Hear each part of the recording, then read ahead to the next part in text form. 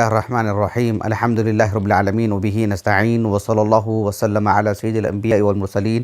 وعلی آلہ واصحابہ اجمعین ومن تبعہم بإحسان الی یوم الدین اما بعد۔ سلسلہ معرفت الصحابہ کا یہ 13واں درس ہے، اور پچھلے 2 درسوں میں جس بات کو ہم نے بڑی تفصیل سے آپ کے سامنے اس بات کو بیان کیا کہ الصحابی کی جامع اور مانع تعریف وہ ہے جسے بعد کے محدثین خصوصاً ابن حجر رحمہ اللہ، ان کے تلامذہ میں سے حافظ ابو الخیر السخاوی رحمہ اللہ نے بہت ہی مفصل بیان کیا کہ من لقی النبی صلی اللہ علیہ وسلم مؤمنا به ومات علی الاسلام ولو تخللت ردۃ علی الصحیح۔ میں نے اس کو بار بار اس لیے پیش کر رہا ہوں تاکہ آپ یاد کریں، لکھیں، اور اس صحابی کی یہ جو جامع اور مانع تعریف ہے، آپ کو اندازہ ہوگا کہ جو ہے اس تعریف کے ذریعے سے بحیثیت صحابی کوئی بھی اس سے فوت نہیں ہوتے ہیں، کسی کا نام اس میں نکلتا نہیں ہے، اور جو صحابی نہیں ہیں وہ اس میں آئیں گے نہیں۔ تو یہ اس طرح کی جامع اور مانع تعریف ہوئی۔ میں نے یہ جو 13واں جو درس ہے، 11واں جو درس تھا، اس میں نے اس بات کو بیان کیا کہ رسول اللہ صلی اللہ علیہ وسلم کے صحابہ میں جب ہم فہرست تیار کرتے ہیں تو اس میں وہ بچے بھی آ جائیں گے جو دون سن تمیز، جو شعور کی جو عمر ہوتی ہے اس سے بھی کم عمر، 2 ڈھائی سال 3 سال کے جو بچے ہوتے ہیں، وہ بھی جب اللہ کے رسول کی وفات ہوئی، آپ کا انتقال ہوا صلی اللہ علیہ وسلم، اس وقت جن بچوں کی عمر تھی وہ بھی صحابہ کی فہرست میں آ جائیں گے۔ گو کہ روایات کی اگر بات کرتے ہیں تو پھر تابعین کی جو روایات ہوتی ہیں وہ درجہ اختیار کرتی ہیں۔ شرف کی اگر بات کرتے ہیں تو پھر یہ تابعین میں نہیں بلکہ صحابہ میں رہیں گے اگر شرف کی بات کرتے ہیں۔ یہی بات ہے۔ میں نے اس سے پہلی والی نشست میں تقریباً 3 صحابہ کی مثالیں میں نے آپ کے سامنے رکھی ہیں۔ ایک محمد بن ابی بکر صدیق، اور دوسرے ہیں ابراہیم ابن ابی موسیٰ الاشعری، اور تیسرے ہیں عبداللہ ابن ابی طلحہ الانصاری رضی اللہ عنہم اجمعین۔ ان 3 صحابہ کی مثالیں میں نے آپ کے سامنے دیں جو بالکل کم سن، 2 ڈھائی 3 سال، بلکہ محمد ابی بکر صدیق تو 3.5 ماہ کے تھے، لیکن صحابہ کی فہرست میں ہی یہ ذکر کیے جاتے ہیں۔ اس نشست میں 2 مثالیں میں آپ کو دوں گا۔ پہلی مثال ایک صحابی ہیں جن کا نام ہے یحییٰ ابن خلاد ابن رافع ابن مالک ابن عجلان الانصاری الزرقی، بنو زریق ہیں، الزرقی رضی اللہ عنہ۔ یہ جو صحابی ہیں یحییٰ ابن خلاد رضی اللہ عنہ، یعنی روایات میں اگر اسانید میں اگر آپ دیکھیں گے تو بکثرت ان کا نام ملتا ہے، یحییٰ ابن خلاد کا رضی اللہ عنہ اجمعین، رضی اللہ عنہم۔ تو یحییٰ ابن خلاد یہ یعنی جب ان کی ولادت ہوئی تو ان کو اللہ کے رسول کے پاس لے جایا گیا، تو آپ صلی اللہ علیہ وسلم نے نہ یہ کہ ان کی تہنیک کروائی، بلکہ اللہ کے رسول صلی اللہ علیہ وسلم نے ان کو نام بھی دیا۔ میں نے اس سے پہلی والی نشست میں بھی کہا نہیں، اللہ کے رسول نے جو یعنی ابو موسیٰ الاشعری کے گھر بچے کی ولادت ہوئی، آپ نے نام دیا ابراہیم۔ ابو طلحہ الانصاری کے گھر ولادت ہوئی رضی اللہ عنہ، بچے کا آپ نے نام دیا عبداللہ۔ ایسے 1-2 مثالیں نہیں ہیں، بے شمار مثالیں ہیں۔ تو یہ جو یحییٰ ابن خلاد ہے، ان کا بھی نام اللہ کے رسول نے ان کو نام دیا یحییٰ۔ لیکن دلچسپ بات یہ ہے، اور جو ہے مطلب شرف اور فضیلت کی بات یہ ہے کہ اللہ کے رسول نے ان کو جو نام دیا یحییٰ، اللہ کے رسول نے کہا کہ ہم ان کا نام یحییٰ رکھنے جا رہے ہیں، جو یحییٰ علیہ السلام کے بعد پھر کسی کا یہ نام یحییٰ نہیں رہا۔ یعنی اللہ کے رسول نے اس بچے کا نام یحییٰ رکھا یہ کہہ کر کے کہ اللہ کے یحییٰ علیہ السلام کے بعد پھر کوئی اس نام کے نہیں ہیں، ابھی یہی دوسرے ہیں اس کائنات میں جن کا نام ہم یحییٰ رکھنے جا رہے ہیں۔ تو ایک یہ جو کتاب ہے، آپ کو میں مثال دیتا ہوں، دیکھیے امام المحدثین امام بخاری رحمہ اللہ کی جو التاریخ الکبیر ہے، اس میں یحییٰ ابن خلاد رضی اللہ عنہ باب حرف الخاء، اس میں آپ دیکھیں گے والد کے نام پر جو ہے حروف الہجا کے اعتبار سے، تو یحییٰ ابن خلاد ابن رافع الزرقی الانصاری المدنی، اور جو ہے یہ کس سے روایت کرتے ہیں ان کا ذکر کیا، یعنی ابھی میں صحیح بخاری کے حوالے سے کچھ باتیں بتاؤں گا انشاءاللہ، رفاع ابن رافع الزرقی سے، جو وہاں بتاؤں گا انشاءاللہ، اور وہ ان سے روایت کرنے والے کون ہیں، ان کے فرزند ہیں علی ابن یحییٰ ابن خلاد۔ اس کے بعد امام بخاری رحمہ اللہ نے اپنی سند سے ایک روایت لے کر کے آتے ہیں، اپنی سند سے اپنی امام بخاری رحمہ اللہ کے ایک استاذ ہے منصور کہہ رہا ہوں، اسحاق ابن منصور الکوسج، معروف صحیح بخاری میں آپ دیکھیں گے ان کا نام جو ہے آپ کو ملے گا، کتاب الوضو کے بالکل آغاز میں دیکھ لیجئے، اسحاق ابن منصور الکوسج، جو امام احمد بن حنبل اور اسحاق ابن راہوی رحمہم اللہ، ان کے اقوال، ان کے آراء جمع کرنے میں بڑا کردار ہے ان کا۔ مسائل الامام احمد بن حنبل و اسحاق ابن راہوی جو تقریباً 9 جلدوں میں بہترین عظیم کارنامہ ہے، سبحان اللہ العظیم۔ اچھا بہرحال تو امام بخاری کہتے ہیں وقال ابن منصور، یعنی وقال ابن منصور سے مراد اسحاق ابن منصور الکوسج، 251 ہجری سنہ وفات ہے۔ کتب ستہ کی سبھی کتابوں میں آپ کی مرویات ہیں سوائے سنن ابی داؤد کی، نیسابور میں آپ کا انتقال ہوا۔ تو امام بخاری نے کہا کہ وقال ابن منصور، حدثنا ابن منصور، اخبرنا ابن منصور نے کہا وقال ابن منصور۔ صحیح بخاری کو جب ہم پڑھاتے تھے تو ہم نے اس کو بارہا جو ہے املا کروایا ہے، اس کو سمجھایا ہے۔ امام بخاری رحمہ اللہ جب اپنے اساتذہ میں سے کسی کا نام لے کر وقال ابن منصور یا وقال ابو نعیم، یعنی ابو نعیم الفضل بن دکین مراد ہیں علماء کوفہ میں سے، جیسے کہتے ہیں وقال عبدان، تو یہاں امام بخاری رحمہ اللہ قال، یہ جو اسلوب ہے، جو تعبیر ہے، یہ جو صیغہ استعمال کرتے ہیں علم لینے سے، اس کو جو شکل بتانا چاہتے ہیں امام بخاری رحمہ اللہ، مقصود یہاں پر یہ ہوتا ہے کہ امام بخاری رحمہ اللہ یعنی جب اپنے اساتذہ سے ان اسانید کو پیش کرتے ہیں جو موقوف ہوتے ہیں، سندن موقوف ہوتے ہیں، جب اس طرح کی روایت کو پیش کرتے ہیں تبھی امام بخاری رحمہ اللہ یہ صیغہ استعمال کرتے ہیں کہ وقال، انہیں وقال لنا، مطلب یہ کہ وہ جو سند ہے وہ سند جو ہے موقوف ہے، سند کے اعتبار سے معنی مرفوع ہو سکتی ہے لیکن سندن موقوف ہے، اس بات کی طرف اشارہ کرنے کے لیے امام بخاری رحمہ اللہ وقال کہتے ہیں۔ یہ بات جو ہے ابن حجر رحمہ اللہ نے یعنی صحیح بخاری میں کئی جگہوں پر اس بات کو ذکر کیا ہے، بیان کیا ہے کہ وقال جب امام بخاری کہتے ہیں تو کیا مقصود ہوتا ہے امام بخاری رحمہ اللہ کو، واللہ اعلم۔ اور بھی باتیں بتائی گئی، جیسے مثال کے طور پر جو ہے یعنی مذاکرہ جو ہوتا ہے اس کیفیت سے جب اس شکل کو بتانا بھی مقصود ہوتا ہے، لیکن اس کو ابن حجر نے ترجیح دی ہے، واللہ اعلم۔ تو امام بخاری رحمہ اللہ نے کہا کہ وقال ابن منصور، یہ امام بخاری کے استاذ ہیں، وہ کہتے ہیں قال اخبرنا حبان جو ہے امام بخاری رحمہ اللہ کے جو استاذ ہیں، حبان ابن ہلال، حبان ابن ہلال ہیں، 216 ہجری ان کا سنہ وفات ہے۔ یہ بھی جو ہے یعنی کتب ستہ کے رجال میں سے ہیں، ثقہ ہیں، ثقۃ ثبت کہا امام ابن حجر رحمہ اللہ نے تقریب التہذیب میں۔ اور ان کے جو استاذ ہیں یعنی ہشام، یہاں پر لکھا ہوا ہے ہشام جو ہے حبان کے اساتذہ میں سے کوئی ہشام نہیں ہے، محقق نے بھی اس کو واضح کیا ہے۔ آپ تہذیب الکمال فی اسماء الرجال میں دیکھو، امام بخاری رحمہ اللہ کے جو استاذ ہیں اسحاق ابن منصور الکوسج، ان کے اساتذہ میں حبان کا جو نام آتا ہے، حبان ابن ہلال کا، ان کے اساتذہ میں ہشام نام کی کوئی صاحب نہیں ہے، وہ ہلال نام ہے، ہلال یعنی ہلال کہہ رہا ہوں عفواً، حمام نام ہے، ہشام نہیں ہے، یہ تصحیف ہے، ہشام نام ہے، وہ حمام نام ہے، حمام ابن یحییٰ نام ہے، حمام ابن یحییٰ۔ تو یہ جو حمام ابن یحییٰ ہیں 164 ہجری سنہ وفات ہے، کتب ستہ کی سبھی کتابوں میں آپ کی مرویات ہیں،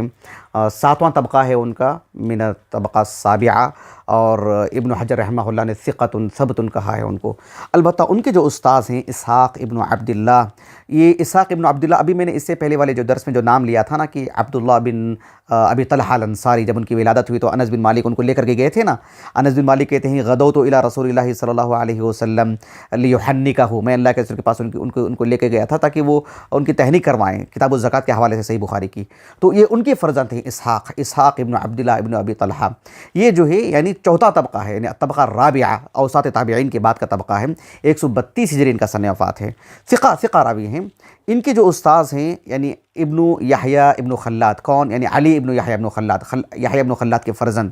علی ابن یحییٰ ابن خلاد، یہ بھی چوتھا طبقہ ہے ان کا، اور 129 ہجری ان کا سنہ وفات ہے۔ تو یہ جو ہیں یعنی علی ابن یحییٰ ابن خلاد، دیکھنا آپ یہ سند موقوف ہے، یہ سند کیا ہے؟ موقوف ہے، یعنی یحییٰ ابن خلاد تابعی ہیں یہ۔ علی ابن یحییٰ ابن خلاد کہتے ہیں اسی کی طرف اشارہ کرنے کے لیے امام بخاری نے سند کا آغاز کیسے کیا؟ وقال ابن منصور کہا، کیونکہ یہ سند موقوف ہے۔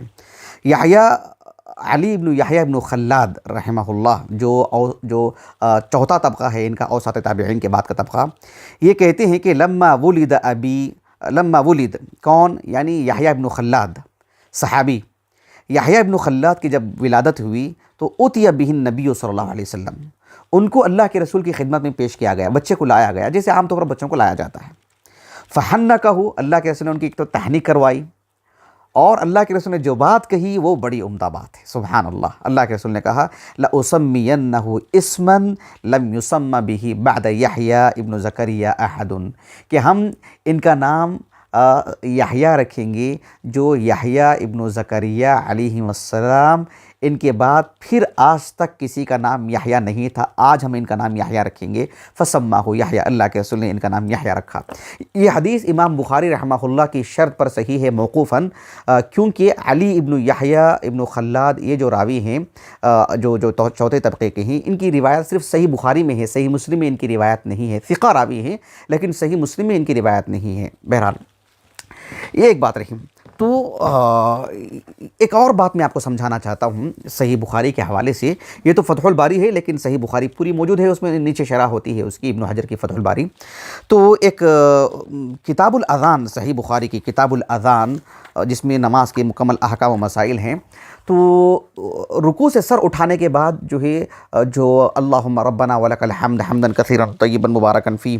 یہ جو دعا ہے نا، آپ دیکھیے اللہم ربنا ولک الحمد، یہ تو اللہ کے رسول سے ثابت ہے، یعنی اللہ کے رسول کہا کرتے تھے۔ امام بخاری رحمہ اللہ نے باب قائم کیا، باب فضل اللہم ربنا لک الحمد، ربنا لک الحمد، یہ تو اللہ کے رسول سے ثابت ہے، اس کو ذکر کیا آپ نے۔ لیکن زائد کلمات ربنا ولک الحمد حمدا کثیرا طیبا مبارکا فیہ، یہ اللہ کے رسول نے تو نہیں کہے، لیکن جو ہے ایک صحابی نے کہا تو اللہ کے رسول نے ان کی فضیلت بیان کی، ان جملوں کی فضیلت بیان کی، ان جملوں کا مقام بیان کیا۔ ابھی آپ نمازوں کے بعد دیکھیں گے خاص کر سلفی مساجد میں اللہ تعالیٰ کا احسان ہے، اس کا غیر معمولی اہتمام ہوتا ہے۔ تو امام بخاری رحمہ اللہ نے اصل جو باب قائم کیا، باب فضلی اور اللہم ربنا لک الحمد، اس کے بعد باب یعنی بدون ترجمہ، کوئی ترجمہ نہیں ہے، گویا کہ اسی کی طرف اشارہ امام بخاری کو مقصود ہے، مزید بات بتانا چاہ رہے ہیں۔ تو امام بخاری رحمہ اللہ نے دو حدیثیں لے کر کے آئے، میں آپ کو دوسری حدیث پڑھ کر کے سناتا ہوں جو میرے موضوع سے متعلق ہے۔ امام بخاری دیکھیں کہتے ہیں قال الامام البخاری رحمہ اللہ حدثنا عبداللہ بن مسلمة عن مالک عن نعیم ابن عبداللہ المجمر عن علی بن یحییٰ بن خلاد الزرقی عن ابیہ عن رفاعة بن رافع الزرقی قال كنا يوما نصلي وراء النبي صلى الله عليه وسلم فلما رفع رأسه من الركعة قال سمع الله لمن حمده قال رجل وراءه ربنا ولك الحمد حمدا كثيرا طيبا مباركا فيه فلما انصرف قال من المتكلم قال أنا قال رأيت بضعة وثلاثين ملكا يبتدرونها ایہم یکتبوها اول۔ یہ جو حدیث مبارکہ ہے، آپ غور کیجئے کہ امام بخاری رحمہ اللہ کے جو استاذ ہیں عبداللہ بن مسلمہ، شرح و کتاب الصوم کا جو پہلا درس تھا ہمارا، پہلا یا دوسرا جو درس تھا ہمارا، جس میں الصیام جنہ اس کا معنی بتاتے ہوئے، یہی حدیث اسی سند سے ایک حدیث تھی جس میں عبداللہ بن مسلمہ عن مالک، عبداللہ بن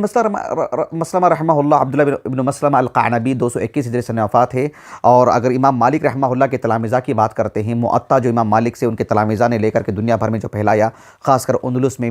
مصر سے ہوتے ہوئے جو ہے جزائر اور اندلس اور مشرقی ممالک میں جو ہے ان کا نسخہ بہت شہرت اختیار کر گیا، علماء مشرق نے اس کو ہاتھوں ہاتھ لیا، بڑی مقبولیت حاصل ہوئی۔ امام بخاری اور دیگر کتب ستہ کے مؤلفین اور دیگر اصحاب علم نے، جو مشرقی علماء ہیں، عبداللہ بن مسلمہ کی جو نسخہ ہے جو امام مالک سے انہوں نے لیا ہے، اس کو بڑی قوت حاصل ہوئی، بلکہ علی بن المدینی اور یحییٰ بن معین تو کسی کو فوقیت دیتے ہی نہیں تھے عبداللہ بن مسلمہ کے مقابل۔ تو وہ امام مالک سے روایت کرتے ہیں، اور امام مالک رحمہ اللہ اپنے استاذ نعیم ابن عبداللہ المجمر وہ عبداللہ بن عمر بن خطاب رضی اللہ عنہما، ان کو جمعہ کے دن جو ہے مسجد نبوی کو جو عطر سے جو ہے مطلب معطر کرنے کے لیے، یا ہمارے گھروں میں جو ہوتا نہیں کہ جسے دھواں دیتے ہیں خوشبو کی، اس کام پر مامور تھے یہ، اسی لیے وہ المجمر ہیں، نعیم بن عبداللہ المجمر، اوساط تابعین میں سے ہیں۔ غور طلب بات ہے، یہ اوساط تابعین میں سے تیسرا طبقہ ہے، لیکن یہ جن سے روایت کر رہے ہیں وہ چوتھا طبقہ ہے۔ ان کے جو استاذ ہیں علی ابن یحییٰ ابن خلاد، ابھی میں نے بتایا نا آپ کو، چوتھا طبقہ ہے ان کا، 129 ہجری سن وفات ہے، جبکہ یہ اوساط تابعین میں سے ہیں، کون؟ نعیم بن عبداللہ المجمر، لیکن وہ ان سے تتلمذ کر رہے ہیں، اور وہ ان کے والد ہیں جو یحییٰ ابن خلاد ہیں، اور وہ ان کے چچا ہیں صحابی رسول رفاعہ ابن رافع الزرقی، جو بدری صحابی ہیں، اور جو ہے بڑی فضیلت ہے ان کی۔ بہرحال 709 پر 9 حدیث نمبر ہے، آپ کھول کر کے بھی دیکھ سکتے ہیں، جو میں سمجھانا چاہ رہا ہوں آپ کو۔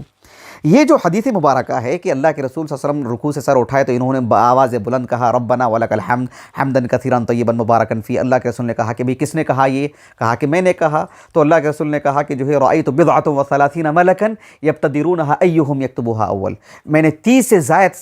ملائکہ کو دیکھا کہ اس کی طرف لپک رہے تھے کہ کون ان جملوں کو لکھ کر کے اللہ کے پاس پہنچائیں گے، سبحان اللہ۔ تو اس حدیث مبارکہ کی شرح کرتے ہوئے سند سے متعلق یہ جو باتیں ہیں ابن حجر کے علاوہ صحیح بخاری کے شارحین میں بہت کم غیر نہ کے برابر ہوتا ہے جو اس طرح کی باتیں لکھتے ہیں۔ البتہ جو ہے ابن الملقن ہیں رحمہ اللہ التوضیح جو ان کی شرح ہے میرے پاس جو ہے 38 جلدوں میں غالباً، تو وہ اس طرح کی لطائف الاسناد کا بہت اہتمام کرتے ہیں۔ پھر ابن حجر رحمہ اللہ نے تو اس کو اور زیادہ وسعت دیا اور نکھار فتح الباری میں۔ تو ابن حجر رحمہ اللہ نے جو ہے یعنی اس سند پر کلام کرتے ہوئے 3 مفید باتیں کہی ہیں لطائف الاسناد میں۔ تیسری بات جو ہمارے موضوع سے متعلق ہے وہ میں آپ کو سمجھانا چاہ رہا ہوں۔ پہلی بات یہ ہے کہ کہا کہ الاسناد کلہ مدنیون، اسناد میں جتنے بھی روات ہیں یعنی عبداللہ بن مسلمہ وہ بھلے ہی بصرہ میں رہتے تھے لیکن مدینے میں ایک لمبی زندگی نکالی انہوں نے۔ عبداللہ بن مسلمہ ہیں، امام مالک ہیں، ان کے استاذ نعیم بن عبداللہ المجمر ہیں، ان کے استاذ علی بن یحییٰ بن خلاد ہیں، وہ اپنے والد یحییٰ بن خلاد سے، اور وہ صحابی رسول رفاع بن رافع الزرقی سے، سب کے سب علماء مدینہ ہے۔ کہا کہ سب کے سب یہ ہیں وفیہ روایت الاکابر عن الاصاغر، یعنی بڑے چھوٹوں سے روایت کر رہے ہیں، یعنی نعیم بن عبداللہ المجمر اوساط تابعین میں سے ہیں، تیسرا طبقہ ہے، اور وہ جن سے روایت کر رہے ہیں وہ علی بن یحییٰ بن خلاد الزرقی ہیں جو چوتھے طبقے کے ہیں، یعنی اکابر اصاغر سے روایت کر رہے ہیں۔ کہا کہ وہ اقدم سماعا اکبر سنا و اقدم سماعا، عمر کے اعتبار سے بھی نعیم بن عبداللہ المجمر جو ہے مطلب بڑے ہیں علی بن یحییٰ بن خلاد سے، اور اقدم سماعا جیسے ہمارے پاس عام تعبیر ہوتی ہے نا، یہ ان سے پہلے مدرسے سے فارغ ہوئے، یہ چھوٹی جماعت میں تھے تو وہ بڑی جماعت میں تھے، کہا کہ وہ اقدم سماعا۔ بہرحال اور تیسری بات انہوں نے جو کہی، کہا کہ وفیہ ثلاثۃ من التابعین فی نسق وہم من بین مالک والصحابی، کہ اس میں اس سند میں 3 تابعی یکے بعد دیگرے روایت کر رہے ہیں، ایک ہی نسق میں 3 تابعی، امام مالک سے لے کر کے صحابی کے درمیان کے جو 3 روات ہیں، کہا کہ تینوں کے تینوں تابعی کون کون؟ امام مالک ان سے روایت کر رہے ہیں نعیم ابن عبداللہ المجمر سے، وہ علی ابن یحییٰ ابن خلاد سے، اور وہ یحییٰ ابن خلاد سے۔ ابھی ہم نے کہا کہ یحییٰ ابن خلاد اللہ کے رسول صلی اللہ علیہ وسلم کے زمانے میں ان کی ولادت ہوئی، اللہ کے رسول نے ان کا نام یحییٰ رکھا امام بخاری کا تاریخ الکبیر کے حوالے سے، لیکن دیکھو ان کی تابعی کہہ رہے ہیں، تابعی کس اعتبار سے؟ تابعی روایات کے اعتبار سے، شرف کے اعتبار سے تو وہ صحابی ہیں۔ ابن حجر نے آگے لکھا یہاں پر دیکھیے، ھذا من حیث الروایہ، روایت کی اگر بات کرتے ہیں یعنی روایت میں جو سند میں جو راوی کا جو درجہ ہوتا ہے اس اعتبار سے اگر بات کرتے ہیں تو یہ جو ہے تابعی ہیں۔ وَأَمَّا مِنْ حَيْثُ شَرَفِ الصُّحْبَةِ فَيَحْيَى بْنُ خَلَّادَ والد علی مذکور فی الصحابہ لأنه قیل ان النبی صلی اللہ علیہ وسلم حنکہ لما ولد، یعنی روایت کی اگر بات کرتے ہیں تو یہ تابعی ہیں، لیکن شرف کی اگر بات کرتے ہیں تو یہ صحابی ہیں۔ یہ فرق ہی مجھے آپ کو بتانا مقصود تھا۔ آخری مثال میں سمجھتا ہوں پتہ نہیں کتنا وقت ہو چکا ہے، آخری مثال دے دیتا ہوں انشاءاللہ، وہ یہ ہے کہ ایک صحابی ہیں جن کا نام ہے عبداللہ ابن الحارث ابن نوفل ابن الحارث ابن عبد المطلب ابن ہشام کہہ رہا ہوں، ابن ہاشم عبد المطلب کے جو والد ہیں ہاشم،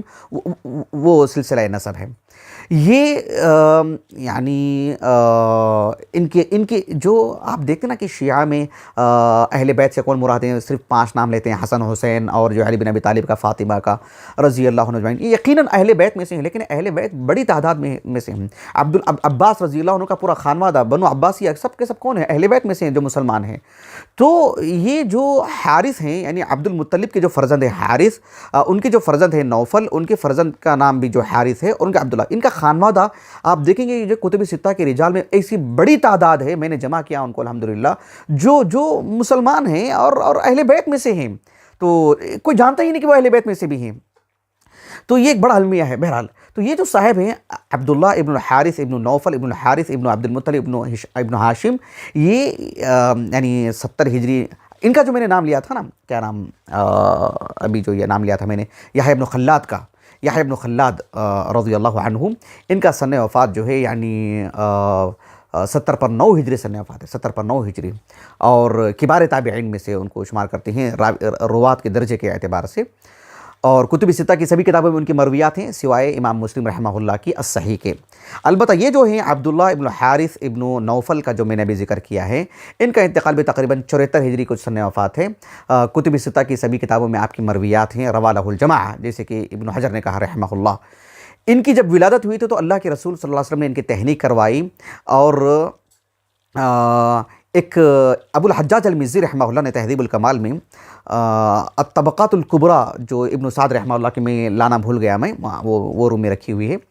تو اس میں سند نہیں ہے، میں نے ابھی دیکھا اس میں سند، بغیر سند کے اس بات کو انہوں نے پیش کیا ہے کہ یہ جو عبداللہ ابن حارث کی جو میں نے بات کی نا، ان کی جو والدہ ہے، ان کی والدہ کا نام ہے ہند۔ ہند کون ہے؟ یہ ابو سفیان رضی اللہ عنہ کی بیٹی ہیں، یعنی معاویہ بن ابی سفیان کی بہن ہیں، ام حبیبہ کی چھوٹی بہن ہیں۔ جب ان کے گھر میں ولادت ہوئی تو ام حبیبہ رضی اللہ عنہا نے اس بچے کو لے کر کے اللہ کے رسول کی خدمت میں حاضر ہوئے اور کہا کہ اللہ کے رسول نے کہا کہ یہ کون ہے؟ تو اللہ کے رسول ام حبیبہ نے کہا کہ یہ میری بہن کا بیٹا ہے، عبداللہ ابن حارث، یعنی میری بہن کا بیٹا ہے۔ ہند ان کا نام تھا، جو ابو سفیان کی بیٹی ہیں۔ لیکن یہ اس کی کوئی سند نہیں ہے جس کی بنیاد پر ہم دیکھیں گے جو ہے صحیح ہے یا نہیں ہے، واللہ اعلم۔ تو ایسے میں اتنا تو یہ تو بات مؤکد ہے کہ جو ہے مطلب ابن حجر نے بھی رحمہ اللہ الاصابہ میں ان کو یہی لکھا کہ اللہ کے رسول نے ان کی تہنیک کروائی۔ اس سلسلے میں جو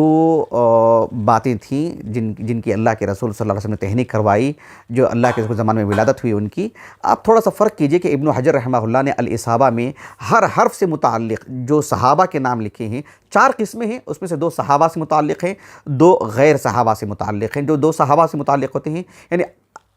حرف الباء لے لیجئے مثلا، حرف الباء میں پہلی قسم میں وہ صحابہ جو بالکل معروف ہیں، جن کی صحبت بالکل واضح ہوتی ہے، کسی بھی طریقے سے سندن صحیح ہو ضعیف ہو، سب کو ایک جا کر دیتے ہیں۔ القسم الثانی میں جو وہ بچے جو اللہ کے رسول کے زمانے میں ولادت ہوئی ان کی، اور اللہ کے رسول کا جب انتقال ہوا تو دون سن تمیز، بالکل چھوٹی عمر کے، جن میں ابھی تمیز نہیں، شعور نہیں، جن کو لہو رؤیا، بس رؤیت ہوئی ہے ان کو دوسری قسم میں لاتے ہیں۔ ابھی میں نے کیا صحابی ہونے کے لیے بلوغت شرط ہے جو میں نے درس دیا تھا، آپ نے دیکھا ہوگا، اس میں جتنے بھی میں نے نام لیے ہیں سب 10 سال کے کم عمر کے بچے ہیں، سب 10 سال کے کم عمر کے بچے، لیکن 5 سال سے اوپر کے ہیں۔ ان سب کو ابن حجر نے القسم الاول میں ذکر کیا ہے، لیکن ان جو بچوں کے میں نے نام لیے ہیں وہ تو القسم الثانی میں ذکر کیے جاتے ہیں، جن میں شعور ہی نہیں ہے۔ تو یہ ہے۔ تیسرا طبقہ وہ ہوتا ہے جس میں جو ہے مخضرمون، ان کے بارے میں انشاءاللہ میں آگے بتاؤں گا، اور چوتھا طبقہ وہ ہے جو کتاب کا نام ہے الاصابہ فی تمییز الصحابہ، یعنی صحابہ کے نام پر بس وہ داخل کر دی گئی ہیں کتابوں میں، جو کہ ایک وہم ہے، غلطی ہے، ایک چوک ہے، تو اس کو الگ کیا ابن حجر نے رحمہ اللہ تنبیہ کرنے کے لیے۔ خلاصہ کلام یہ ہے کہ عبداللہ ابن حارث، یہ جو ہیں عبداللہ ابن حارث، یہ صحابی ہیں، اور اللہ کے رسول صلی اللہ علیہ وسلم کی زندگی میں ان کی ولادت ہوئی، اللہ کے رسول کی تہنیک کروائی ہیں۔ ایسے ہمیں روایات ملتی ہیں جس میں اللہ کے رسول کے زمانے میں ان کی ولادت ہوئی اور جو ان کی تہنیک ہوئی ہے۔ مثالیں اور بھی ہیں، میں نے بارہا اس بات کو کہا ہے کہ استیعاب ہمارا یعنی موقف نہیں ہے کہ سب نام میں آپ کو بتاؤں، سب تفصیلات میں آپ کو بتاؤں، یہ ہمارا موقف نہیں ہے۔ میں نے چند مثالیں آپ کے سامنے رکھی ہیں، انشاءاللہ آنے والے درس میں کچھ معرفت و صحابہ سے متعلق دیگر باتیں میں آپ کے سامنے رکھوں گا انشاءاللہ باذن اللہ تعالی۔ میں اپنی بات کو ختم کرتا ہوں۔ اللہ رب العالمین سے دعا ہے کہ اللہ تعالی ہمیں معرفت و صحابہ پر عبور حاصل کرنے، ان کو پڑھنے، پڑھانے اور ان کو نمونہ بنانے، اپنی زندگیوں میں تازگی لانے، اللہ کا تقرب حاصل کرنے کی اللہ توفیق عطا فرمائے۔ ان کے جیسا اللہ ہمیں اخلاص دے، ان کی جیسی امانت داری دے، ان کی جیسی سچائی دے، ان کی جیسی وفاداری دے۔ اللہ اس کے رسول کے ساتھ جو محبت کا جو لگاؤ اور محبت تھی ان کی، اللہ وہ محبت ہمارے دل میں ڈالے۔ اپنی بات کو میں ختم کرتا ہوں۔ سبحانک اللہم و بحمدک، اشہد ان لا الہ الا انت، استغفرک و اتوب الیک۔